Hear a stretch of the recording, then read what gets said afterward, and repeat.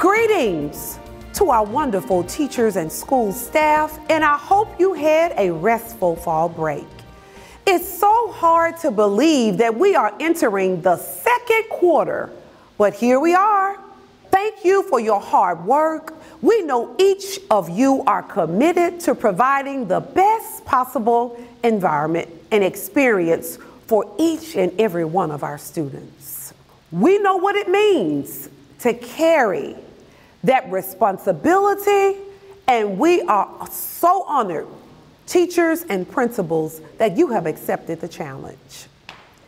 This week, you and your instructional leadership teams, you will be involved and treated to some interactive sessions such as grade band specific math sessions.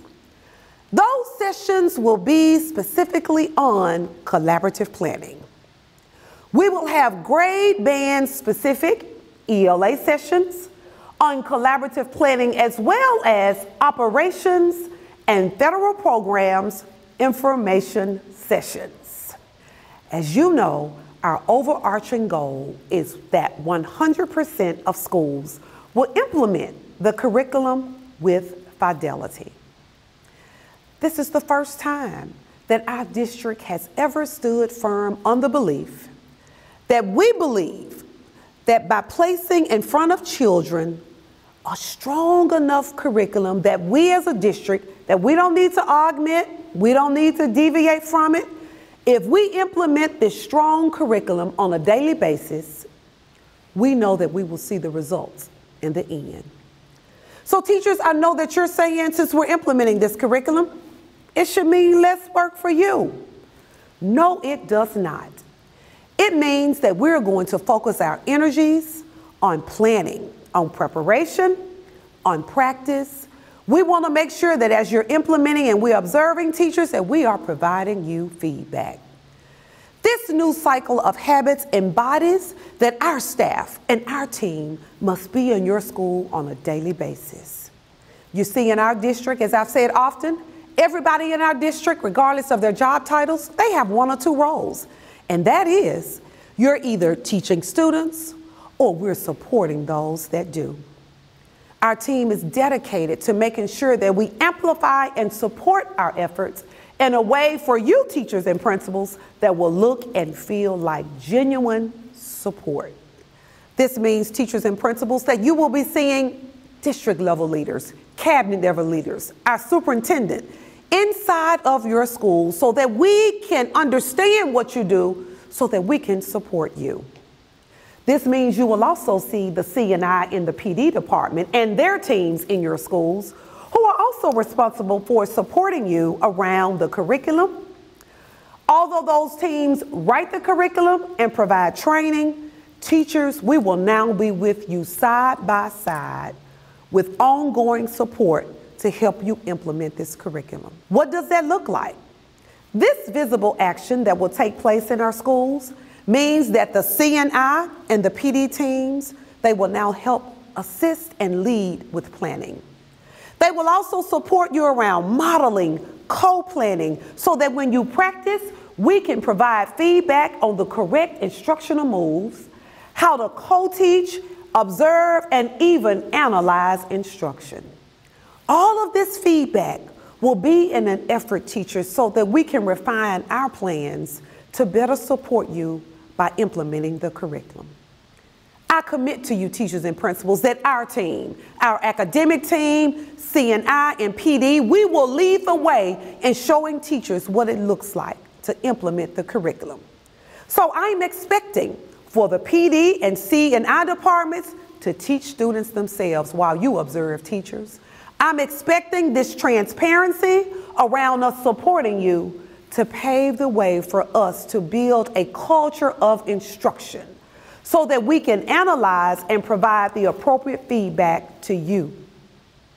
Our C&I and our PD teams will be producing high quality, impactful learning experiences for you so that we can reinforce teachers all of the instructional practices needed to implement the curriculum with fidelity. We want to make sure that this professional development occurs during school, after school. Teachers, it will be in person, virtually, by school or by zone. We are one team, one vision, one voice, and we are here to support you. A few of our colleagues are joining me on today, and I would like to introduce you to them. First, Mrs. Pamela Giles, who serves as the Interim Director of Curriculum and Instruction. Ms. Rachel Addison, who serves as the Interim Director of Professional Development and Support. Dr. Angela Whitelaw, our Assistant Superintendent of Schools and Leadership and Development. Dr. Antonio Burt, who serves as the Assistant Superintendent of Priority Schools and the I-Zone. And finally, Dr. Joris Ray, who serves as the Assistant Superintendent of Academic Support and School Operations. Now, Ms. Giles will expand on the collaborative planning support that should take place in PLC meetings. Mrs. Giles? Thank you, Dr. Griffin. As we implement new curriculum, we recognize the need for collaborative planning.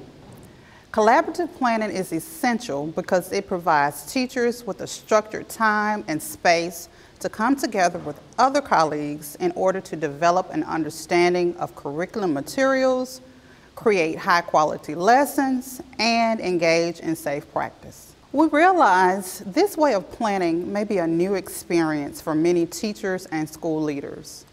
However, we are committed to providing the resources and support needed in order for everyone to make this transition, because our ultimate goal is to ensure students receive high-quality instruction each and every day. As teachers engage in collaborative planning with colleagues in PLCs, you should have the opportunity and support to better understand the curriculum materials and resources, engage in the cognitive work of thinking through questions, anticipating misconceptions, determining teacher moves, and scaffolding information to ensure student learning. Also, teachers should have the opportunity to practice delivering parts of a lesson and receive feedback from colleagues.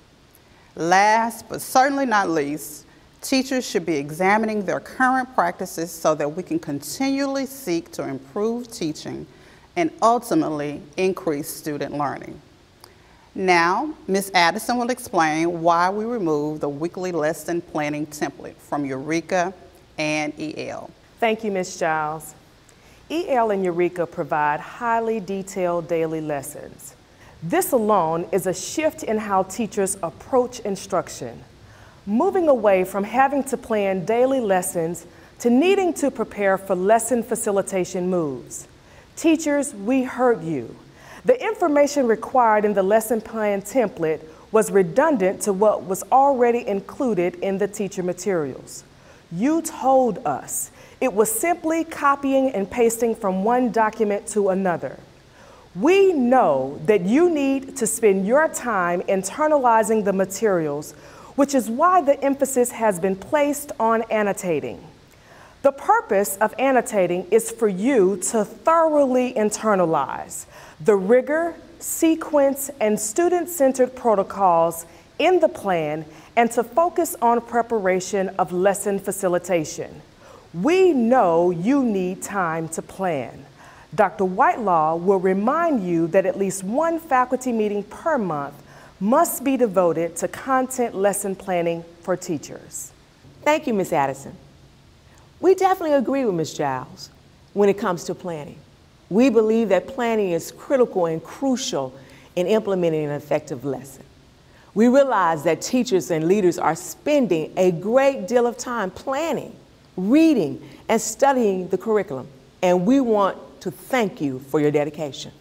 Our goal is to ensure that we support leaders and teachers with the curriculum. Therefore, we're recommending each leader to dedicate at least one faculty meeting a month for planning. During this time, we expect teachers to plan, collaborate with colleagues, and annotate lessons. Again, we thank you for your hard work for the students in Shelby County. We truly believe in John Maxwell when he says, one cannot achieve greatness alone. We've heard about the concerns about the instructional practice guides, or IPGs. So I will now turn it over to Dr. Burke for details.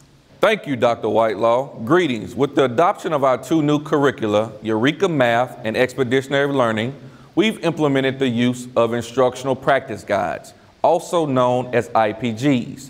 The purpose of the IPGs is to help teachers and those who support teachers make the shifts in instructional practice required by the Common Core and other college and career-ready standards. IPGs name the specific actions and behavioral indicators to look for to determine whether students are getting to the intent of the standards through the content of the lesson. IPGs are organized around 3 core actions.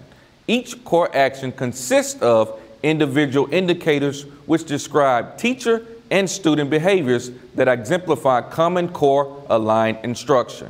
Throughout the school year, members of each school's ILT team will observe instruction using the IPGs. The information will solely be used to inform professional development decisions and additional individual support for each school. None of the information gathered from IPGs will be used during the evaluation process. Now our colleague, Dr. Joris Ray, will touch on the impact of having a positive school climate and culture. Thank you, Dr. Burke. Our schools are merely microcosms of the broader community. They are comprised of a variety of individuals, both young and old, with vastly different life experiences. As a result, serious challenges often threaten our ability to effectively ensure that teaching and learning are taking place at optimal levels. For this reason, we must do our very best to override negative outside influences by creating a school culture and climate where staff and students feel safe, supported, and valued. When teachers are happy, they tend to be most effective, and the students ultimately benefit by the positive changes they experience each day. Therefore, the effort we take to improve school culture and climate is a worthy investment that will yield great returns. In order to ensure that every school is a great place for our teachers and leaders to work and a great place for our students to learn, a culture of achievement must be promoted. This includes providing the necessary supports to our teachers in the effective execution of their craft and instilling the vital importance of learning in our students. With these factors in place, students will feed off of the enthusiasm of their teachers, and achievement will be positively affected. We deeply appreciate and acknowledge the hard work that you do in our schools on a daily basis. The role of a teacher and school leader is no easy task, and we want to encourage you to share your concerns with us so that we can be your resource for assistance. It is our goal to improve processes while minimizing stressors that can hinder progress. Working together, I am confident we can reach our goals for Destination 2025 and do our best on behalf of the children of Shelby County. Now I turn it back over to Dr. Griffin for our closing. Thank you so much, team. Colleagues, we know change is hard, but as we continue to study and learn Eureka and EL, student engagement will improve. We are one team, one vision, one voice, and we are here to support you. Remember, in our district, we all play one of 2 roles, and that is we're teaching students or we're supporting those that do. I will continue to be personally committed to doing this work, teachers and principals, alongside you. And I know we cannot reach our goals without you. My colleagues and I, we are here to ensure that, number 1, principals, you can successfully create the conditions, the structures, and the supports that you need as leaders that foster an intentional culture of teaching and learning, which is our focus on a daily basis. We understand that as a school, we must not only meet the academic supports that our students need, but we also must meet the social and emotional needs as well. Teachers can successfully meet the academic, emotional, and social needs of students by using those high-yield practices and resources to craft instructional experiences that accelerate student growth and achievement. And finally, I want to say to our students, we want to think about and support providing them the optimal learning environment that will allow each and every student that we serve to think critically, to collaborate with their peers, and we want them to not only be able to do that, but to demonstrate their learning and expectations on that TN Ready test. I want to let you know that in order to bring our theory of action to life and to hold ourselves accountable, we are making work visible. We will be in your schools, and we're going to make that work visible through our own playbook that we will call our comprehensive academic plan. You see, when this plan is completed, with your help, it will define a clear path with specific strategies that will take us to Destination 2025. Thank you, teachers and principals, for all that you do, and I look forward to seeing you real soon. Have a great day.